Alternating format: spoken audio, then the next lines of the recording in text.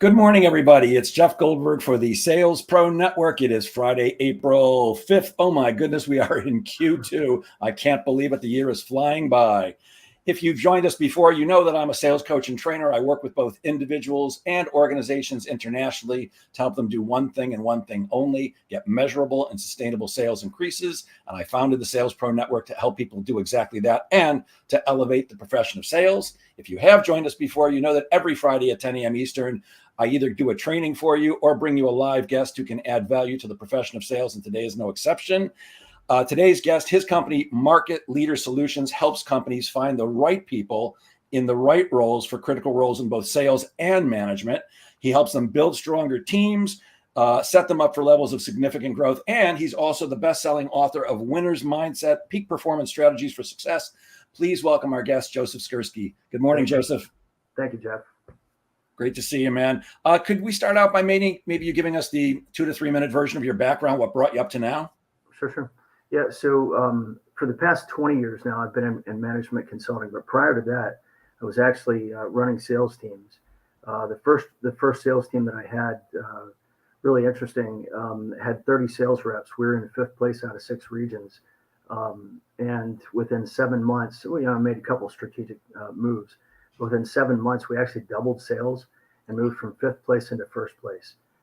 So we kind of crushed them, which was cool. And then whenever I went to the next company, about half the size sales team, again, and we're going to talk about some of the things that I incorporated there. Again, I made just a couple of strategic moves, and we tripled revenue in the first 4 months, right? Doubled it on the year, and it's just kind of have a knack for finding those little things. It's like, wow, this little lever here will actually make the biggest difference in the outcome. Yeah, often it is the tiniest things in both selling and sales management that can make a huge difference if you can just figure them out.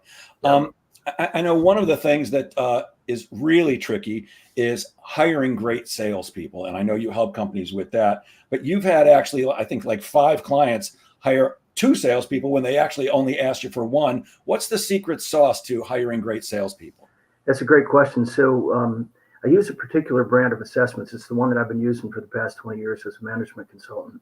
And it's very, very deep. It answers, how people behave, why they behave that way, and what they think about. I've been privileged to actually see more than 10,000 of those particular assessments. So I know them pretty well.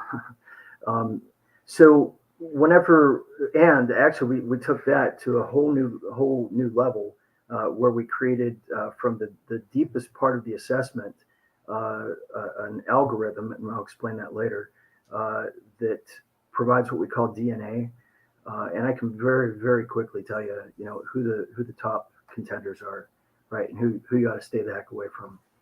Sure. The big thing for me, I want to answer 3 questions. Can they do the job, right? Just because somebody has a black book, a network or whatever, or they've been in XYZ space, doesn't necessarily mean that they can do the job. The second question is, well, how well are they going to do it, right? Because that's the difference between an A player and a B player. I don't know how, what do you want your team to be comprised of, right? But then the third question is, are they going to stay? Because if you get an A player, but they're not going to stay, well, you got a problem, right? So that's kind of the secret sauce. Yeah, but if an A player doesn't stay, that's typically a culture problem, right? I mean, why would an A player leave a company if they were making money and happy? Yeah. Yep. Yeah. Gotcha. And what is that assessment tool that you use? It's from Intermetrics. It's called Advanced Insights. It's actually a 3-part assessment. So 3 independent assessments. So it's not like all created from one person. Very cool. And did I see, I'm not sure if I read this correctly, but when you help people hire candidates, you actually offer an extended guarantee on salespeople. Is that right? Yep. Yeah. I think that whenever you do it right, you shouldn't have to worry about it. The funny thing is, and that, all the years that we've done this, I haven't had to replace anybody yet. Wow. I'm very, very thorough, whenever, and again, we'll get into some of this a little bit later, but very thorough in terms of my qualification of that individual, right? And I actually start out the same assessment. I actually use it with the client, right? So the boss, because most people do bosses, not jobs, right? So that's a part of establishing that cultural fit as well. Mm. And you mentioned sales DNA a couple of times. What is sales DNA?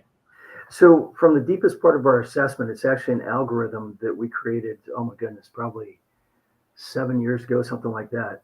And so the curious thing is that even with me seeing 10,000 assessments and knowing a thing or three about it, this thing sees deeper than what I can. I've had instances where I went back through somebody. I had a client who said, "Well, I'm getting ready to terminate this particular individual." I'm like, well, "Why?" We assessed them on the way in. I don't understand. And so he told me what the situation was behind it. It was actually a work ethic issue. And so I went back. I'm combing through the assessment. I'm going, doggone, I can't find anything in here that says that, this person's going to be like that. So then we matched it through the DNA, and daggone if he didn't come out, below average in his work ethic. And I was like, if I'd only had this whenever we hired him, we wouldn't have hired him. Hmm. So you might have had the skills, but not the work ethic to get the job done. Yeah. Yep. Okay, got it. And what are some of the characteristics that separate an average salesperson, which I consider most salespeople are average? I call them plotters. They kind of plod along, and quotas way off in the distance most of the time. But what separates that type of a salesperson from a true top performer? Sure. So, and to your point, I think I would say that and I've seen studies on this. Actually, a lot of people are in the wrong type of sales role. They might be okay in sales, but they're not necessarily in the right role for them, right? But what I find, and I'm talking about hunters more than anything else, is resilience and competitiveness, right? If they're not resilient, they're not going to be in sales for very long. You know that, right? And I'll tell you how I used to do it before we created the DNA.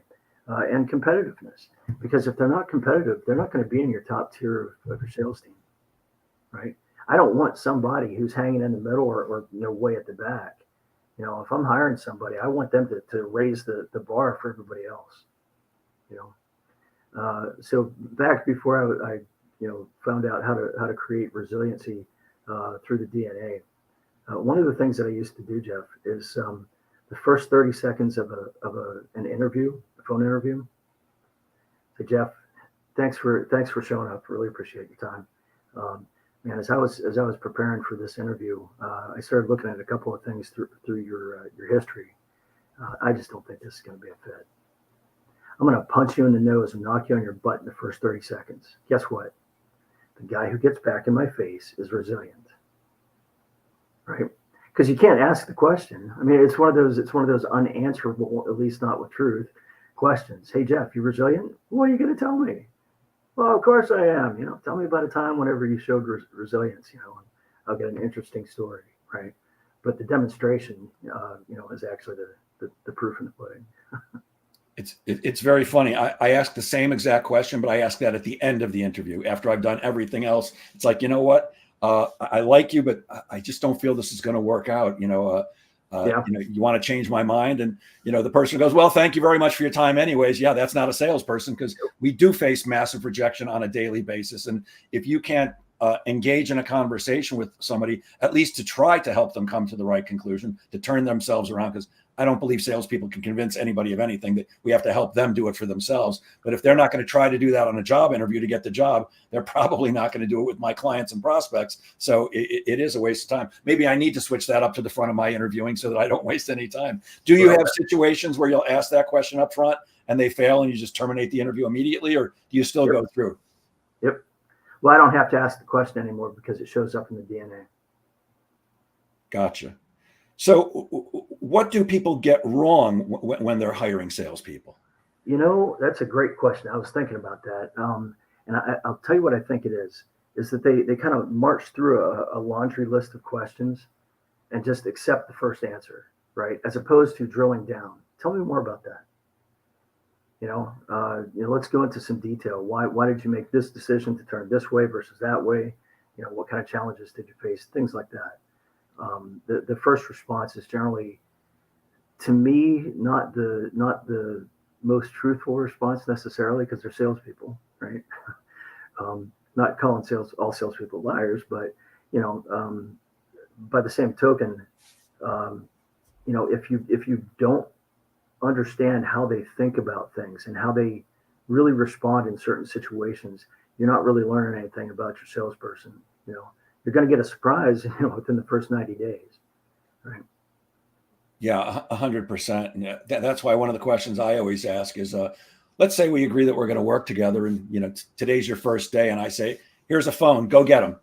What are you going to do? How are you going to go find prospects? Tell me what your process is going to be. And Mhm. all I'm looking for personally, and please tell me if you do something similar, is can you think on your feet? Because if Yep. somebody says, gee, I don't know, I thought you were going to guide me. Well, that's not my salesperson. But they say, well, I'd like to know, I'd like to speak to some of our current clients to see what characteristics they have, and maybe possibly get some referrals. And then I'll go on LinkedIn and do some searches based on our ideal client profile. Anything like that to show me that you Sure. can think. Now I'm at least willing to talk to you. But if it's like, gee, I don't know, because sales is a game of thinking on your feet, which is It also is. why I like to ask what I call situational questions. Tell me about a time you had this happen and what happened. Because the Yeah. stock, personally, tell me about your resume. I've got it in front of me. I don't need you to go through it bit by bit. In fact, I actually tell people, I don't need you to go through every job. Just give me an overall view of who you are and what your strengths are and what you're looking for in your next opportunity. And by the way, I have to say, I completely agree about the competitiveness. It's why I love hiring ex-athletes. They may not always be the sharpest knife in the drawer, but boy, they hate losing and they love to win. And they're Yep. often really good team players. Yep. And that first part, I think, is the most important. Hate losing. Everybody loves to win, but man, the top tier, they hate losing. Absolutely. So what kind of questions do you ask salespeople? What other kinds of questions before you'll actually present them to a company? I know you're doing the assessment with them, but are there any other particular questions that you're asking? Right. So yeah, most of the questions are actually just to confirm the results from the assessment. I'm generally pretty confident with that. I know the reliability of it, so I don't have an issue with it. But I just do a few to actually just confirm. But the next part is ask them to walk me through one of their biggest wins. Right now, you and I being sales guys and sales management guys, we understand whenever something isn't making sense. I'm going to ask those clarifying or necessarily qualifying questions to find out. Okay, so you're telling me that you did this and this is what happened with the client, and find that a little bit difficult to wrap my head around. Why don't you help me with that? That kind of thing. Yeah. Right. Yeah. I actually asked a similar question, but the opposite way.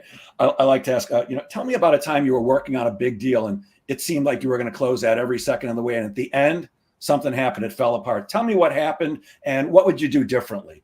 Because Mm-hmm. again, I want people to think on their feet. And anybody, excuse me, anybody who's been in sales for more than 10 minutes has lost a deal. And if they go, gee, I never lost one, well, you're definitely not in sales because we all lose them. But Right. I want to see how they think on their feet because sales is a game of thinking on their feet. The other thing, and I'd love to get your opinion on this, is my advice to my clients in my role is if somebody does not ask me for the job or at least ask me at the end of the interview, what's our next step to try to move it forward? They're not a salesperson. If you're not going to try to close me on the job, you're probably not going to ask people for their money when you're out there in the field. Do you do something similar? Yeah, that's funny. I actually do a variation of that. Whenever I was running my last inside sales team, I anticipate they're going to ask me for the job, right? So I would have my assistant come in, right, about 5 minutes before we were supposed to wrap up, and say, Joseph, you're needed out here. We've got a customer, they're irate or whatever, right? And I'd be like, hey, listen, um, let's talk again. Love the interview. Just give me a call, right? And the reason I did that is because, especially in inside sales, you're subject to the person on the other end of the line picking up the phone, right? So, and chances are you're going to have to leave voicemails, multiple voicemails, right? If you're not cool with that, you shouldn't be in inside sales. You know what I mean? Sometimes I think that people formalize the interview process so much that they forget, no, this is all, it's still the sales game, right? So, typically what I would do is, I'd say, listen, just give me a call. Sorry, I got to run. And so then they would, if they were decent enough, they would call. And the first time, guaranteed they would get my voicemail. And the second time, they would get my voicemail. The third time, and by the way, I'm looking for a different voicemail from 1 to 2. Capture my attention, please. Right. Not just, hey, Joseph, I'm just following up. Right. Yeah, exactly. Exactly. Stop that. And sometimes I would actually make them go through a third one. Just, kind of depends on what the candidate looked like. I had an interesting one. In that particular sales team, the way that sales worked, which is probably why I don't have any hair, is that every month my boss would have some kind of a special deal. It's a 2-for-1 offer or whatever, which meant that the only pitch really or close that my folks knew was hurry up and get this deal. It's ending at tomorrow, whatever. Right. So almost 50% of the revenue would come in the last 2 business days of the month. Right. If that can't give you an ulcer, man. I had actually told this one candidate that.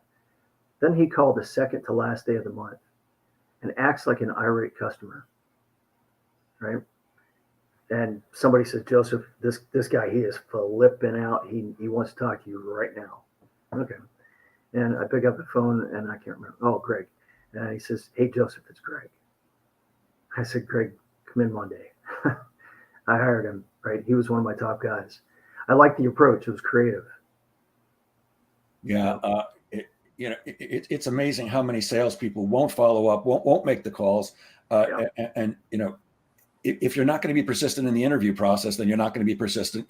You called it resiliency before, and it's lacking in so many salespeople. And I love that you're testing them in the interview process, because if they can't make it, they should be good at interviewing because they're selling their favorite product. And if they can't sell themselves and they can't show us what the process is going to be like, then they're wasting my time. One of our listeners, John Hill, says he interviews salespeople at 5 a.m. in the diner. If they complain about getting up to attend the meeting, they were not the type of salesperson I wanted. I got to tell you, I'm not sure I would have gotten that job. Because to be at a diner at 5 a.m., that means I probably got to wake up at 3:30 or 4. That would have to be some opportunity for me to get me there that early. But I love that John was testing people. Yeah. I agree.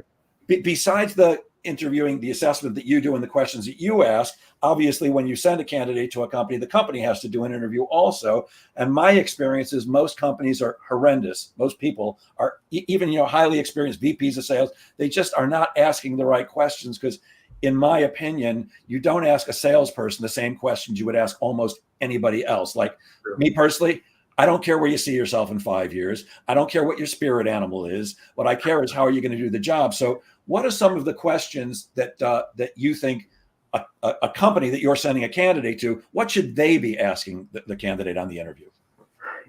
First of all, my assessment actually uncovers it, but I would like them to find out for themselves. And the first thing that I would encourage them to find out, especially if they don't use my assessment, is about personal accountability, right? I don't want a salesperson who's going to play the blame game. Well, the dog ate my homework. I don't care. What's on the scoreboard, right? So how I would go about doing that, and actually how I've guided my clients to that. Tell me about a time when you made a mistake. How long did it take you to realize that, and communicate it to the necessary people within your organization, right? First of all, the acknowledgement of the mistake, because anybody who says, "Hey, I didn't make any mistakes," right, get out of here. But second, the acknowledgement, and then because it's another thing also, if they just make the mistake, acknowledge it, but then don't tell anybody, right? That could be problematic in the wrong circumstance, right? Sometimes I'll actually take that to the next level and ask them. This is more of a character thing. I'll ask them about the biggest mistake that they've made in their life. Could be business, could be life, doesn't matter. And what did they learn from it, right? Part of the reason, and I'll tell you what I'm looking for there, is that they're self-reflective enough that they realize, well, first of all, that they're actually learning by principle as opposed to one-off lessons. What I learned, I was able to apply multiple times going forward to avoid that same mistake, right? That kind of thing. So, I mean, I would dig into that.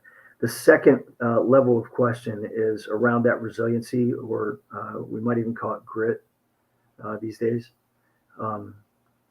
So how have you dealt with a past failure, right? Both the emotional and what did you do to actually get yourself back on track, right? Because hey, somebody who doesn't know how to do that, you're going to be babysitting. I don't know. Is that something you want to do? I don't want to do that. Not me. And I agree with you on the resiliency thing. I always want to know, how people deal with rejection, because, Yeah. it's a major part of our job. I don't know about you, but I speak to people all the time who tell me, oh yeah, I close 100% or I close 90%. And my answer is always, really? I should be taking your class, because I don't. I know. I also love how every sales resume says, made President's Club every quarter of my entire career. I didn't. And I'm pretty damn good at sales. Yeah. Well, that's a low bar for President's Club in your company. So the one final line of questioning that I would encourage folks to ask, I create this scenario. I call it the good boss, bad boss. Tell me about a boss that you've had in the past that was the best boss ever for you. First of all, what made them such a good boss? Were they a mentor? Did they take into account the whole person as opposed to just you at work or whatever? And so I'm gonna be catching some clues from that, but then I'll flip it. And you have to do the good boss first, because if you start with the bad boss, it kind of screws people up, right? But to say, okay, so tell me about a boss that it wasn't quite working, and the reason for that is because we want to avoid a similar mistake. If the boss that they've described just happens to be the boss that they're getting ready to report to, well, that's a problem. We can already tell you how long they're going to stay, right?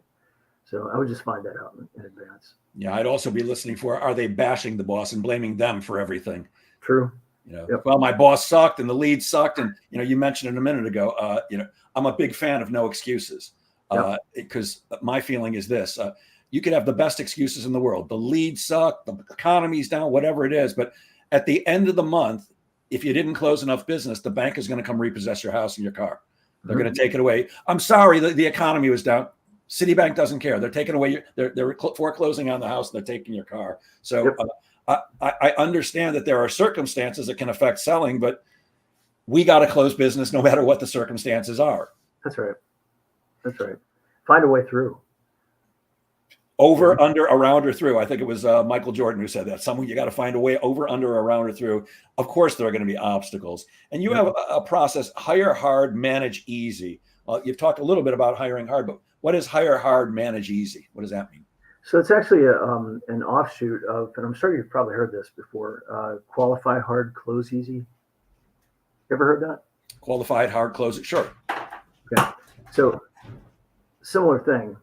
I mean, it sounds like it's going to be rough on the candidate. It's actually not. It's more stringent on the company or the interviewer. In other words, they need to set a high standard and don't compromise. Right. I run into folks, not so often anymore. My clients know a little bit better than that. But instead of saying, well, they had this thing or they knew this person or whatever, and I'm still asking the questions. Can they do the job? How well are they going to do it? And are they going to stay? So. Gotcha. If there was just one distinguishing factor that makes the biggest difference in what you do, what do you say that would be? I've heard this before from my clients, and we treat their business like it's our business, right? So in other words, I'm not going to put anybody forward that I wouldn't personally hire. And I think that in that, trust is established and everything else, but man, I mean, it just makes such a profound statement to them. They've not heard that before necessarily. Yeah, Right? I do the same thing. In fact, I actually tell people, as your fractional, excuse me, or outsourced sales manager, I'm going to treat your money as if it was my own. I'm going to treat Yeah. your sales team as if it was my own. I understand I'm part-time, but I'm going to act as if this was my company. And I agree with you. I think people like that. John wants to know, does the DNA take into consideration the support that they would need from a wife, girlfriend, husband, boyfriend? I know that John feels that sales is not a 9 to 5, it's 24 hours a day, and that if you don't have the support of the person at home, they'll likely fail. Does the assessment take that into account, or do you ask questions about that? The DNA does not take that into account, but I would be asking questions about it. I know that some managers will actually want to meet with a spouse, a boyfriend, the significant other. I know that I had a partner at one time, and when we were hiring, we're taking them out to dinner, and I want the wife or the husband, or I want the other person there to get a feel for them, because I think we can agree that if you've got an unsupportive spouse, you're going to have a very difficult time in sales, because you need to know that somebody's in your corner when things aren't going well. Yes. Oh yeah, absolutely. And I'm a big fan of actually going out to dinner with folks, to see how they treat the wait staff, right? Because some people are just, after I observe, one interaction with the wait staff, that's just uncalled for. Yeah, that interview's over. I could not agree more, and I use the same thing on dates. Yeah. Somebody who's nasty to the wait staff, that's not the person I want to be with, whether it's as an employee or a partner. I'm with you. Now, we're talking a little bit about fractional sales management. You're offering that now. Could you please explain for people who don't know what fractional or outsourced sales management is? What is it, and why are you offering that now? Sure. So I'll explain what it is first. Instead of necessarily having to hire somebody who's at $250,000 to $500,000 VP sales, you can get somebody for an eighth of that time, sometimes even less, and just a fraction of the price. But the horsepower that the guys like you and I bring to the table is really unique. I don't need to spend all day every day there. If I did, I'd probably blow out some of the sales reps, because we're just going to be too intense. But and kind of costly to the client. But I think that actually going in and making some very critical moves, setting up some establishing some procedures, some processes, because most small businesses, and I'm talking about 10 or less sales reps, they just don't have the necessary sales process in place, pipeline management system, things like that. So why now? First of all, I think that there are a lot of companies that are just really popping, and they've got tremendous potential. The problem is the founder is still kind of stuck in that mode of how they started the company, which means that chances are that they're still carrying a bag themselves. They think that it's their obligation, to turn around and manage the sales team, right?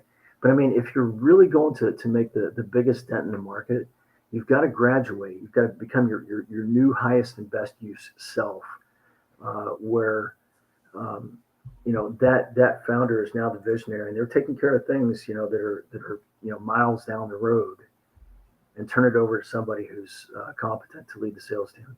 Because hey, you and I both know, sometimes managing that sales team, some of the terms that come to mind: chaos, drama, right? Things like that. And we have to deal with that every day. We've got to problem solve that on the fly. And we can't be thinking about that and, hey, who are my future suppliers? What does my supply chain look like? Those are two separate hats, And so I don't know how some founders can try to straddle that and still think that they're going to be effective. Yeah, I find the exact same thing in every instance where I'm brought in as the fractional sales leader. The salespeople were reporting directly to the owner of the company, who doesn't know how to manage salespeople, and there is both an art and a science to that, and it's not the same as selling. But they don't know how to manage salespeople, and they're wasting way too much of their time trying to do that instead of doing what you said, being the visionary and running their company, which is what they should be doing. And like you, for me, it's always 10 salespeople or less. Sometimes I'm working with a company that has no salespeople and wants to build a sales team. But to me, anything 10 or more, they really need a full-time sales leader. And what I usually do in my engagements, whether it's, 6 months in or 5 years in, and I've done both, it's like I'll come to them and say, look, this is terrific. I've done everything I can possibly do for you. Let me help you bring on a full-time sales leader that's going to do the job for you and take your team to the next level. Yep, when the time is right. That's and the second, and I think it might could actually be worse, Jeff. You tell me. If the founder isn't managing the sales team, what they'll do is they'll promote the top sales rep to sales manager, right? There's two problems with that. You know what they are, right? First of all, you just lost your top sales rep, right? Second of all, you probably got a crappy sales manager. Right, because most of them don't get trained. It's right. Like we say, hey, Joseph, you're our top salesperson. We've done it. We've paid you everything we can pay you. You've won every prize. You're at President's Club every year. Here's what we're going to do. We're going to give you a promotion, make you the sales manager. And to the Joseph in that example, it sounds terrific because you think, mistakenly, you think you're going to work less hard and make more money. Ha, ha, ha. You're going to work harder than your sales reps, and you're going to make less money than at least your top reps. And you said it before, the challenge really is they never train them to do the job. And I was very fortunate in my career that I worked for a company that first trained me how to sell and then saw something in me that I didn't see and put me through management training because the two are very, very different. I would say, and I'd love to have your opinion on this, that if you have not sold successfully, you're going to have a very tough time leading a team of salespeople because you don't have credibility. But just because you've sold successfully does not mean you can also manage successfully. What are your feelings on that? Agreed. So interestingly enough, I wasn't, whenever I took over the first sales team as director, I had prior to that actually been an account manager. It was a usage model, it was business intelligence, right? So my clients were the top tier consulting firms, E&Y, PricewaterhouseCoopers, and I did pretty good job there. But you know what, man, I was just consulting. You know what I mean? It's like, was I selling? I was consulting with them, and they liked that. They dug it, right? And I think that it's actually I think a part of what helped me be so successful was actually the analytical side of me, that thing of understanding, which button to mash in order to get the biggest result, right? With that particular crew, I mean, we did two things. We separated hunters and farmers. We had one hunter, two farmers, because the guys who could sell really, really well couldn't keep their clients happy for anything, right? The folks who could keep their clients happy couldn't sell. Right. Okay. Well, let's just put them together, and hey, man, we created a magical team. But then the second thing is that we had a rapid exchange of information. We had that advantage being the inside sales team, right? Because you've got all these outside regions. Remember, I said that we're in 5th place out of 6. They were all geographic regions, and so whenever things would be coming down, they wouldn't necessarily be talking to each other. We're talking to each other every day. We're seeing what's happening, and we're making adjustments on the fly. Right. Love that.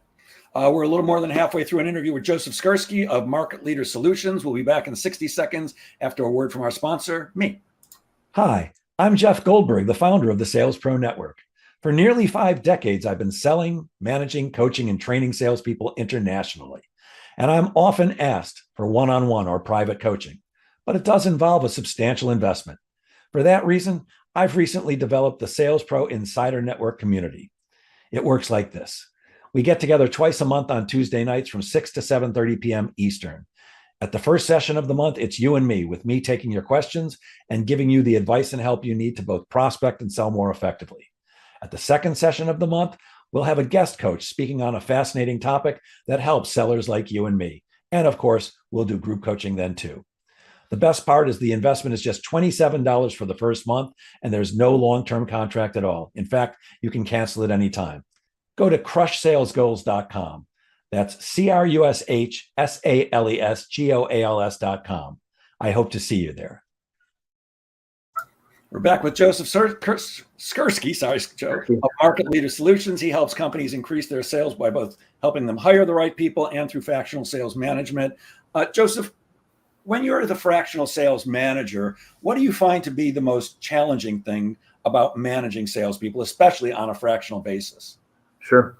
I think that we'd agree that most salespeople are very headstrong. Do you agree? Yeah, good salespeople are, sure. So, I mean, back whenever I was in my younger years, right?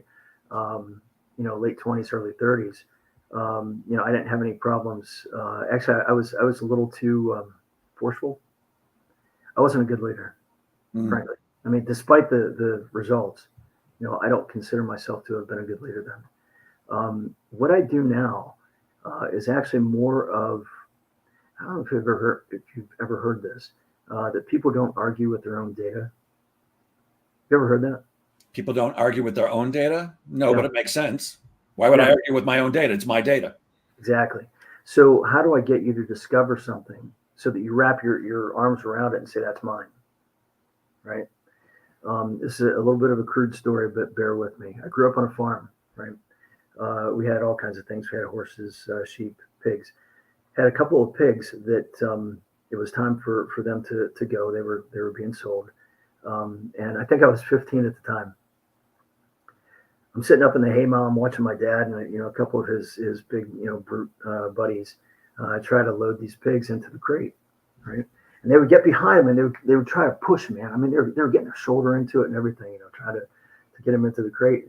And I don't know if you ever seen something like that, but the pigs they would dig in their hooves, right? You ain't moving them, right? I watched this for like 45 minutes, right? And finally, I said, "Hey, Dad, everything that you try to do, that pig says no. I'm not going the way you want me to go. I'm going my way. Why don't you grab that 5-gallon bucket, stick it over their head, and back them into the crate? 5 minutes, both pigs loaded." Wow. Right?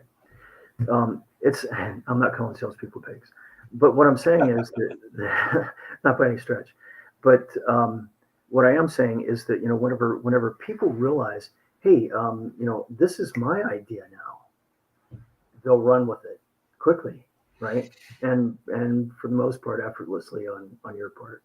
What it comes down to for guys like you and me, Jeff, is asking the right questions so that that person has their own little aha moment, and then it's not a fight, it's not a struggle anymore. Right, 100%. Because most of the best salespeople are independent, and they want to believe that they are the master of their own destiny. So I call it empowerment. How do we lead them to make the right decision for them? Which is really the same way I sell. How do I lead somebody to make the right decision for them? Which is hopefully to do business with me. It's certainly not about, at least in sales, it's not about convincing or persuading or talking people into things. Well, sales management can be that, but you're going to get, it's the old, you get more with honey than with you get more flies with honey than, I forget what the rest of it is, but right, the thing. Yeah. So, how do we lead the salesperson go, oh yeah, this is what I should be doing. I'm with you. Chris Williamson, not only an excellent salesperson, but a very funny stand-up comedian, says, I've met some companies that promoted their top sales rep to manager, and it was a disaster. Managing is a different skill. Joseph, you use something called ESS. What's ESS? That's an effective selling system. And I'm actually kind of correlating that to, are you familiar with the EOS? Sure. The Entrepreneur Operating System? I am. So I'm actually kind of building that out to go hand in glove with that. Oh, got it. Yeah. I'm a fan of EOS. I know several implementers that are really good at their jobs. You also help companies map their sales process to their customers' buying process, which makes perfect sense.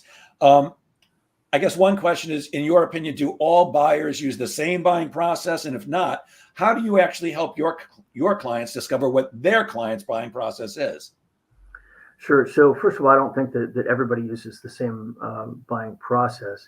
There are some similarities, some overlaps, so we can make some broad generalizations. But I also want to know at an individual level, what makes this customer tick. I'm going to find out actually from, talking with the sales reps, why is this happening? Why is it happening at this time? That kind of thing. If I have to, I'm going to interview the clients, right? Just to find out, why do you do it like this? I'm sure there's a good reason, and that's cool. I just need to understand it. Yeah, I can't tell you how many times I've told clients and prospects, your customers are your best source of intelligence. That if you want to know what they're thinking, go ask them. Yeah. If you want to know why they do business with you, go ask them. In fact, I actually paid somebody fairly early on in my company's existence, about a year after I had started. He went around to my customers without me, with a video camera, just videoed them saying, "Why do you do business with Jeff? What do you like about working with Jeff?" And those videos are on my website because, first of all, I think video sells. It really, video tells a great story. And, if you go to my website and you see the video of me, and there is one there saying why I'm the greatest in the world, why you should use me, you're going to go, yeah, but it's him saying that. He wants my money. But when your customers are telling you, they have no vested interest in telling a lie or exaggerating. And I think companies are crazy to not ask. And by the way, I'm often surprised by the answers I get. What I think, the reason I think they're doing business with me is often not. And when you really know why people choose to do business with you, that's something you can use to sell to other people. That's right. So you talked about ESS. You also use EBM. I'm not familiar with that one either. What's EBM? Education-based marketing. Right. That's actually using some of those videos like you were talking about, those testimonials. Funny thing, I've got a very, very close colleague who said way back, I had on my LinkedIn profile about being a trusted advisor. He said, you really can't say that yourself. If you have a client say Joseph is a trusted advisor, that carries weight. But you can't say it, right? Anyway, so what I find is that education-based marketing actually collapses that trust cycle. So it takes, we all do business with people that we know, like, and trust. Well, trust is actually a pretty doggone important thing, and not easily won. So, to be able to educate people, have them, relate to other clients of yours or colleagues or whoever, is going to say, you know what, I have some good reason actually to trust this person. I love what you said about calling yourself a trusted advisor. I do think that's the highest level that a salesperson should aspire to get to. When you're a salesperson, that means you're somebody who'll come in and try to sell me something. But when you're a trusted advisor, you're the person I call, even if it's not for what you offer. Hey, Joseph, do you know anybody? I need an accountant for one of my clients. That's a trusted advisor. You have a seat at the table. And by calling yourself that, it's not the same as really being that. It's like there's a commercial. I'm not going to mention the guy's name, but he starts out with, "I'm blah, blah, blah, the world's greatest sales trainer." Really? Every time I hear it, it makes me cringe because I'm like, I may not be the world's greatest sales trainer, but I'm damn good and I've never heard of you. So yeah. What makes you the world's greatest sales trainer? Did you close the most business? Where's the facts to back it up? That's an automatic turnoff for me because I'm automatically thinking, all right, if you're calling yourself that and you can't prove it, I'm the guy who's going to call you out on it every time. And we need, you said it, people do business with people they know, like, and trust. How are you going to trust me if I'm coming up with claims that I can't back up? Yep. And I am the type of, pardon my French, prick that will call you on it because I'm not just going to take your word for it. You're also very big on something that I'm very big on, and I'm not sure that everybody really understands what it is and the power of it. Talk to me a little bit about pipeline management systems. What is a pipeline management system? And by the way, I teach this at corporations, and I consider this to get the biggest return on investment. So what is pipeline management? What is a pipeline management system? What does a good one need, and what does it actually accomplish? Sure. So let's talk about what it is, and actually its usefulness. Because especially whenever you're a small business, you need to be able to forecast, what's coming down the line. Because there's all kinds of things. There's negotiations with banks or new suppliers or what have you. So you need that level of forecast. And, I think that if anything, and you tell me if you agree, a lot of times salespeople can get happy years, right? And it takes somebody who's, well, okay. And I'll give them this. they're subjective to that particular deal. I'm objective to it. Who's going to see it more clearly? The sales leader. Right. So it's not their fault. I mean, it's just, the facts. It's the nature of the beast. Mm-hmm. It's who we are. And I like what you called it, by the way, happy ears. We salespeople, and I'm not saying them, you and me included, we have to be optimistic that everything's going to work out, because typically we hear no more often than we hear yes. And if we didn't believe everything was going to work out in our favor, we couldn't do our jobs. We'd be beating our heads against the wall all day long. But the truth is, it doesn't always work out. And that optimism that we have blinds us to when people are saying no. And I think a good pipeline management system does exactly what you said. It takes away the subjective and makes it objective, so we can really know, is this a deal worth pursuing? Am I talking about the same thing you are? Yep. Yeah, exactly. Yeah, and as a result, I mean, my pipeline forecast, according to our sales cycle, we had a short sales cycle, 6 weeks. I was always plus or minus 5%, that far out, which is pretty good whenever you can say, hey, you know what, here's what I'm projecting, and oh, look at that, we hit it or exceeded it. Typically exceeded. But so what does it accomplish? So first of all, I'm looking to make sure that they're identifying who the influencers are and who the actual decision makers are, right? So included in that, they're going to need to cover pain, budget, and decision, right? Those are Sandler principles, but still, they're very important, right? But the other thing, and this one, I don't know about you, but I had to include this in a pipeline, because that company where I told you where we tripled revenue in the first 4 months, they acted more like a boiler room operation when I got there. And so, I had to, and I would have conversations and say, cool, hey, when are you talking to this person again? We're supposed to talk next Tuesday. When? Oh, he said he'd call Tuesday. Okay. So I had to have the conversation one morning in the huddle that, fellas, you're getting a promotion today. You're no longer telemarketers. You're inside sales professionals. Here's what an inside sales professional does. They schedule their next call. And it's not just in your calendar, it's in theirs, right? If it's not in theirs, it doesn't count, right? And I'm going to cause you to fall back. You might think that you're at 50%, but if you miss something like that, I'm going to bring you back to 1%, right? I mean, that's a hard slap to a salesperson. That. I say that's 0%. If you don't have a best next action step, if it's not on their calendar and yours, you can't forecast on it, period. You can bring it back very quickly, but at that point, it's 0. Yeah, you can. Well, 0 is actually for dead deals, but the 1% is more like leaving a 1 penny tip for somebody. So anyway, but yeah, those are the key components. I've got multiple steps through the process. How does yours look? To me, there are a few things. I agree with you. One of the important things that a pipeline management system has to do is give you an effective forecast. And, you with 95%, I mean, anything in that 90+%, that's better than almost every company gets anyways. Most companies have a horrible forecast.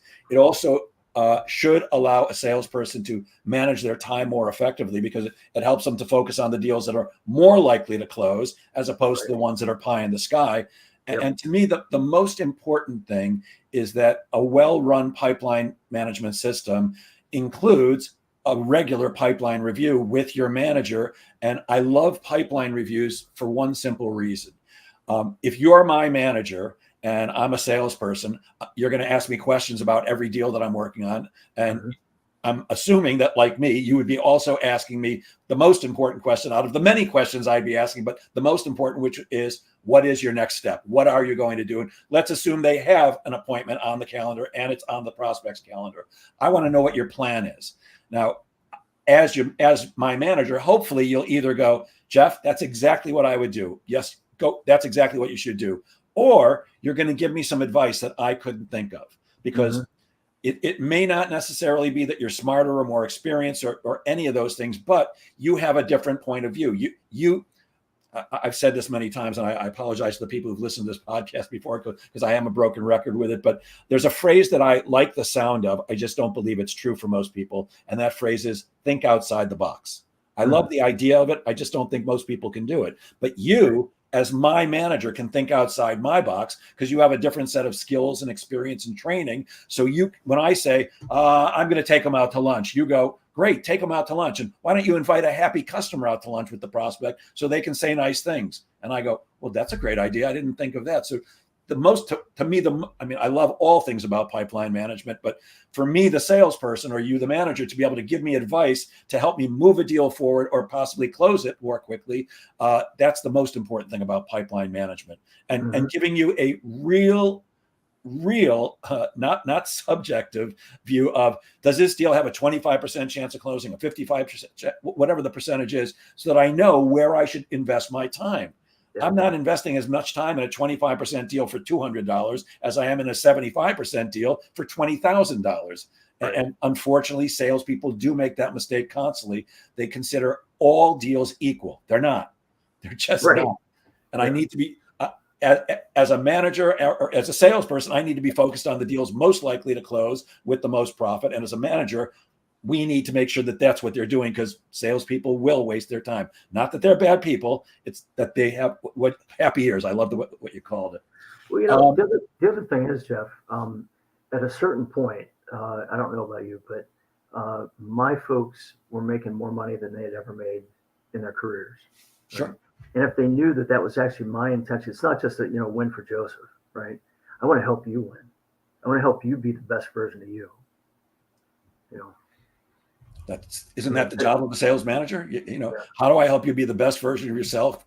Serve the most clients, help yourself, your family, and your company at the same time. Absolutely. What is the kingdom factor? I saw that on some of your LinkedIn posts. What's the kingdom factor? Yeah, so that's actually it's a faith-based coaching program. It's designed to help business leaders, be the best version of themselves, and in the process, actually creating a marketplace ministry. I think that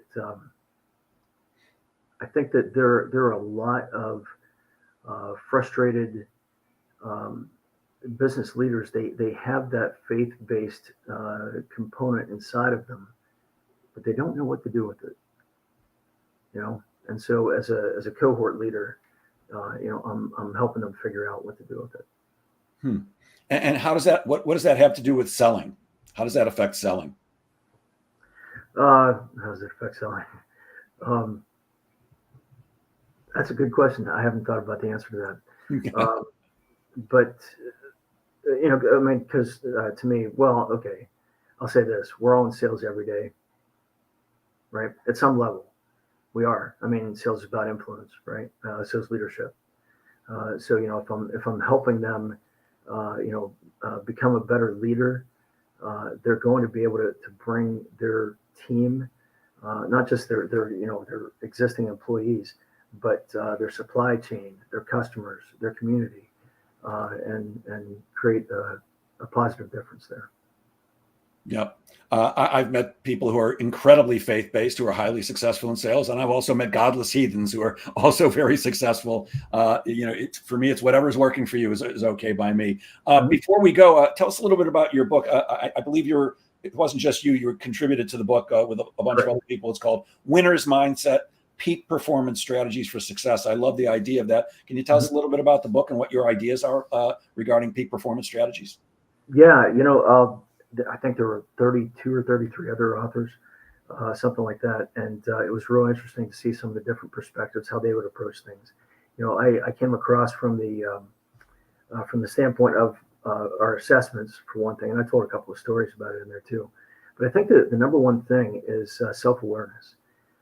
You have to know in yourself your own strengths and your own weaknesses, right? If you don't, it's kind of like Sun Tzu said, that you're going to succumb in every battle if you don't know that stuff, right? And in that, knowing the strengths and weaknesses, to be true to yourself. In other words, where you have strength, you step into every opportunity. Where you have weakness, you figure out a way to supplement. Or I have a glaring weakness, right? I probably should have told you this up front. Because typically I've got two faces. There's just a blank face, right, and there's a mean face. And whenever I'm meeting somebody for the first time, and especially in a sales call, it really used to screw them up because they couldn't get a good read on me, right?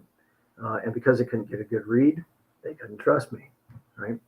So, I would have to actually come out of the gate, in the first 5 minutes and say, listen, Jeff, thanks for inviting me in. How long do we have, that kind of thing. Before we go any further, here's my greatest fear. I've been told that I've got an awkward behavioral style, right? And as a result, some people, because they can't read me, they think that I'm goofing on them, and I'm not. They end up not being able to trust me. So listen, if you need me to smile, right, wave my hands all around while we're talking here, I'll do it. It's not going to come across as authentic. But the worst part is, it's going to take away from my ability to solve your problems. What would you like me to do? Never lost another sale because they couldn't read me. Yeah, I love that. And I call that acknowledging the obvious. If there's something that's true, you might as well just bring it out. And that's right in line with my theory on handling objections. Handling objections after you've asked people for their business, that's the wrong time to do it. You should be uncovering those way early in the sales process so that you can figure out, should I be investing any more time? Because if you've got somebody very early in the process and you realize, I don't know how I'm going to get past this objection, your best bet is don't bother. I mean, if you can, great. But if you can't, let's cut it short. Why do I want to meet with somebody 3, 4, 5 times over a period of weeks or months or even years in some sales, only to find out I didn't have a chance from the start? Cut it short, because one of the things I believe, and as a manager, I'm very big on this, and for myself, we only have so many hours each week and each day and each month that we can do what we do, sell. And I believe that you have to, as a salesperson, protect your time like a mother lion protects her cubs, because time's the one thing you can't get back. And so many salespeople, and I'd love to get your opinion on this, I find that they have kind of a lackadaisical attitude. And that's not the winner's mindset for sure, but it's so often I see people acting as if, well, there's always tomorrow, I'll get to that tomorrow. Great. And for most of us, there is tomorrow. But for me personally, as a solopreneur, I know the more I can accomplish today, the more I can get done tomorrow, and the more time I have to do all the things I need to do. How do you feel about that? Yeah, I agree with that. Can I go back just a little Sure. bit? You were talking about wasting time and actually dealing with objections after you've asked for the business. It goes back to what we talked about a little bit ago with qualify hard, close easy, right? If you're qualifying hard, you're actually are answering those objections way early in the process, right? Yep. But back to your point, yeah, I agree. You got to make the most of the time.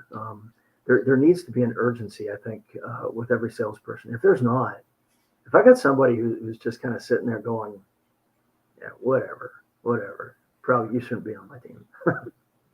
Yeah. And there's one more thing I want to mention before we go, because it came up this morning.